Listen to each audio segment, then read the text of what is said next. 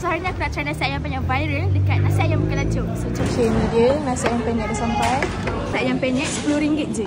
Korang akan dapat ayam, sambal, sayur kubis dengan sayur pucuk ubi dengan timun. Ni pun kalau tengok ayam ni pun boleh tahan besar. Sambal dia pun memang nampak pekat gila weh. So ni kita nak try ayam dengan sambal dia.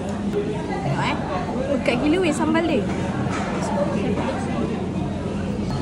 Sambal dia pedas.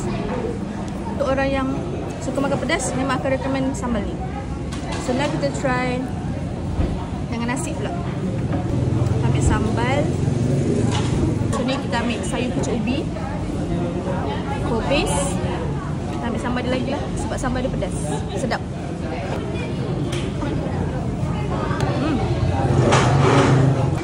So untuk nasi ayam penyet RM10, korang dapat semua ni memang balut. Lagi-lagi untuk orang yang suka makan pedas, memang recommend lah makan kat sini sebab sambal dia memang pedas gila dan sedap. Macam aku tak suka sangat makan nasi ayam penyet, tapi yang ni first time aku try, memang sedap, memang aku. So dengan RM10 korang akan dapat ayam besar macam ni, sambal dia pekat macam ni, sayur pun dapat 2 jenis, pucuk ubi dengan sayur kubis, dan lagi satu korang dapatkan timun.